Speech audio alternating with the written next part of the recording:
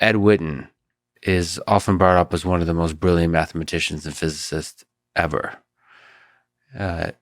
What do you make of him and his work on string theory?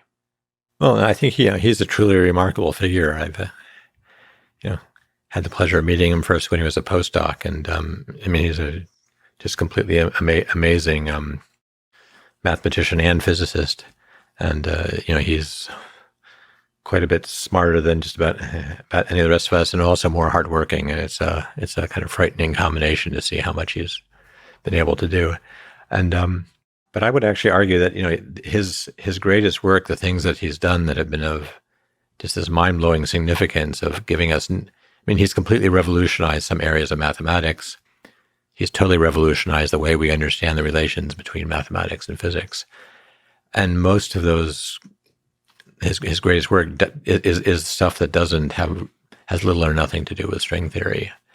For instance, he was actually one of Field's. The very strange thing about him, in some sense, is that he doesn't have a Nobel Prize. So there's a very large number of people who are nowhere near as smart as he is and don't work anywhere near as hard who have Nobel Prizes.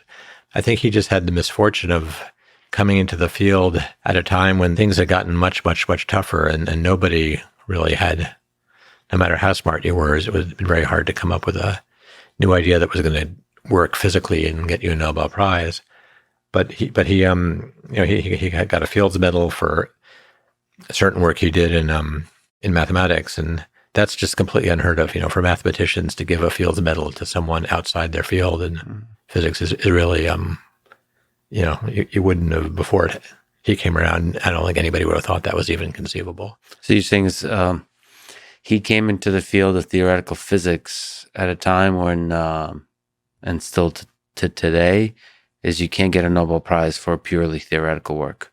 The specific problem of trying to do better than the standard model is just this insanely successful thing, and it kind of came together in 1973, pretty much, and all of the people who kind of were involved in that coming together, many of them ended up with Nobel Prizes for that. But if you look post 1973, pretty much it's a little bit more. There's some edge cases, if you like, but if you look post 1973 at what people have done to try to do better than the standard model and to get a better unified theory, it really hasn't.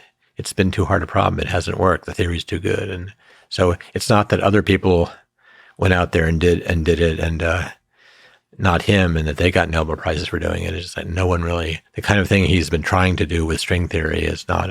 No one has been able to do since 1973.